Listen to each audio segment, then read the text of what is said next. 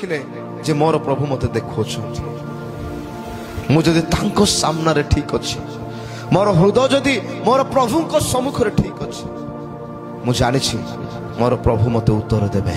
अनेक समय आमे लोक मान को मधुर निज को प्रूफ करिया पे चेष्टा करि थाउ जे मु भलो मु ठीक अछि मु भूल करि नाही। मोर प्रिय माने एथि पई केबे व्यस्त होंतु नाही। आपण निज को भलो प्रूफ करि पारिबे नाही।